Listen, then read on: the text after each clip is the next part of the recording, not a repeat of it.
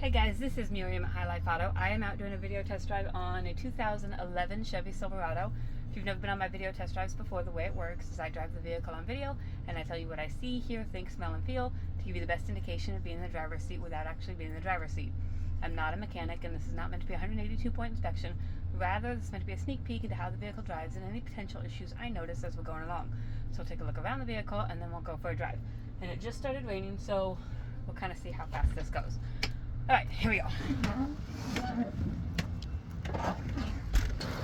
All right, Chevy Silverado with your typical Chevy rest.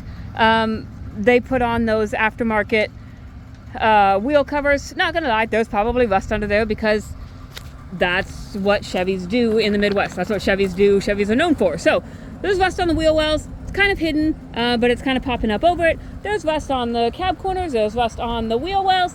It's the Midwest. It's a Chevy. It's rusty. But other than that, we'll see if it drives good. It's got some aftermarket wheels on it, which are kind of cool. This one doesn't have a center cap for some reason, but the others do. Let's see, wheels, tires are 40% or so. And then front ones, right about the same, probably about 40%. So not great, not horrible either. Inside is black leather. You've got a little bit of wear kind of on the side of the seat, on the middle console, typical wear and tear for vehicles. Back seat looks pretty good. It's clean and it looks like it's mostly in good condition. I would guess that those are aftermarket taillights. They look kind of cool. Maybe they're not, I don't know. But it looks pretty decent from the back. There's some rust under there. There's a little ding right there. There's a little ding right here. It does have a backup camera, so we'll check that out when we get in. This side doesn't look as bad on the wheel wells, but it definitely has some cab corner rust and some rocker rust. And then this is, that'll come off. That looks like that was just some sticker of some sort that's just kind of cracked, but that'll come off. So there's that from the front end. Some little rust spots on the bumper, but other than that, not that bad. So, and maybe it'll stop raining. That would be nice because it just started and then it stopped. Okay. Inside we have, where's my miles? Let's see. Buttons. 225,942 on the miles. Okay, nothing else going on.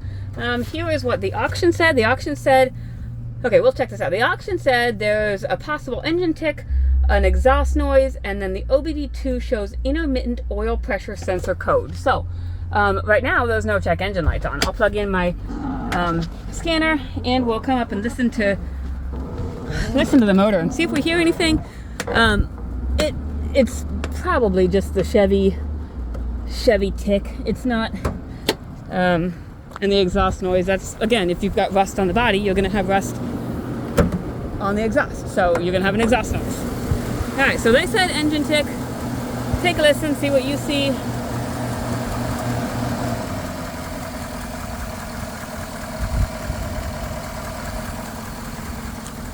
I don't really hear anything other than, you know, the pulleys moving like they're supposed to and all of that. But like I said, you're welcome to look further.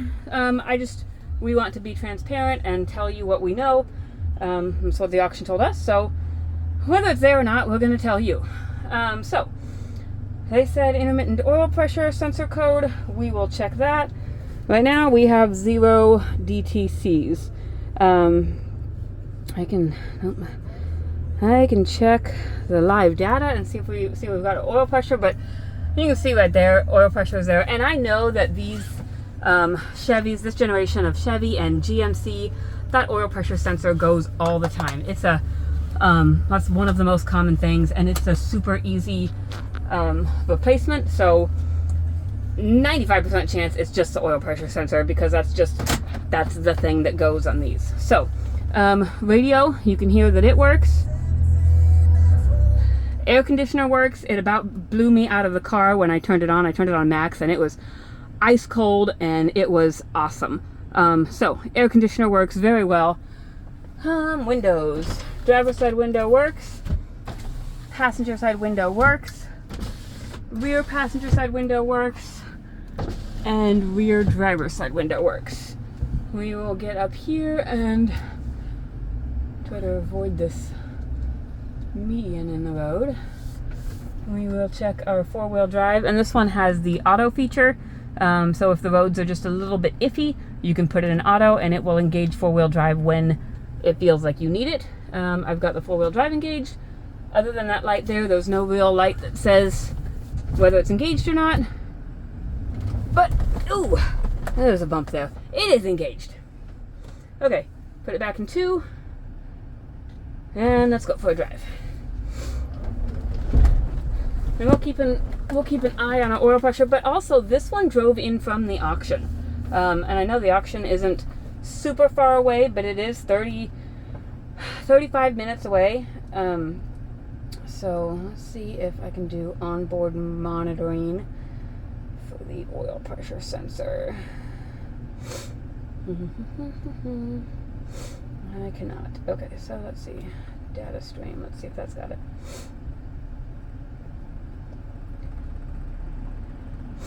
Sorry, I'm just sitting here for just a minute going through my computer. I'm going to turn this air off because it's cold.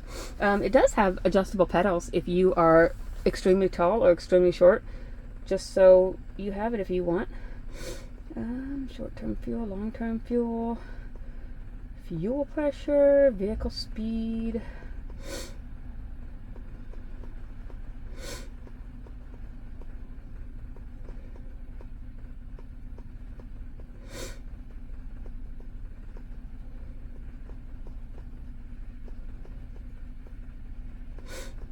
All kinds of things I can look up, but so far not oil pressure. Okay, nope, I can't look it up. So we'll just have to rely on our gauge, which I'm assuming works. I don't know. The auction, the only thing they said is that the OBD2 shows intermittent engine pressure sensors. Blah, blah, blah, blah, blah. Anyways, they said it's intermittent, so I expect it to be intermittent. But I also know they drove it home, so. And it feels really good.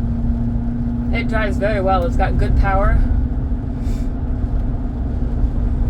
I can see that the wipers are probably going to need replaced. That one right there is kind of flapping. We'll see when we turn it on and see what happens, but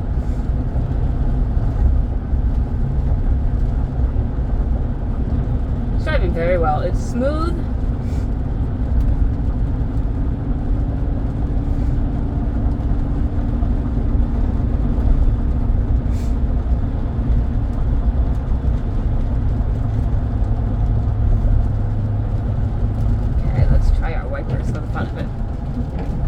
Wipers work. Wiper fluid works. I guess that wiper's not that bad. Maybe it's just a little flappy because it's long. I don't know. But wipers work and the wiper fluid works. Do our turn signals. Left turn signal works and then it gets faster. So if it stops raining, I'll get out and check that real quick. Right turn signal works. Okay, turn my wipers back on. Now I can't see.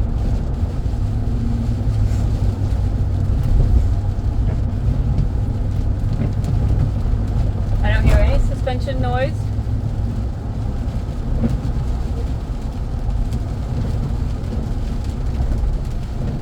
Brakes are good and solid, no grinding or vibration. I feel like they've been very well maintained. Oh yeah, that windshield wiper is flapping. It needs new wipers. Oh, I'm gonna hop out real quick, fast, and in a hurry, and check this turn signal. Ugh. Oh, it's raining. Okay, I got a turn signal there on the front, and I got a turn signal on the back. So I don't know why, and I got a turn signal on my mirror. So maybe it's not going fast. I don't know. It seemed like it was going faster to me, but all the turn signals work. So just ignore it because it's acting like a woman. That would be my suggestion. So there's that. Run the drives. Let me check our cruise. Cruise on and get it up to 40-ish and set. And we've got cruise. Okay. And you can see the LEDs and stuff that kind of go nuts in there. That's not actually happening. That's just a interaction between the camera and the LEDs. I don't know why it does it, but it does. So that's it. Told you everything I know. It seems like a really good running truck. Now it stopped raining. This is crazy Midwest weather. Seems like a really good running truck. Needs some windshield wipers.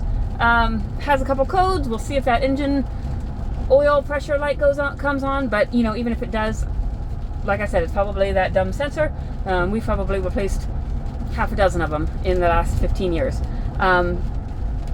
AC works awesome. Runs and drives really well. So if you have any questions, anything I missed, give me a call, shoot me a text, something like that. My cell phone is 309-267-7200. Thanks, guys.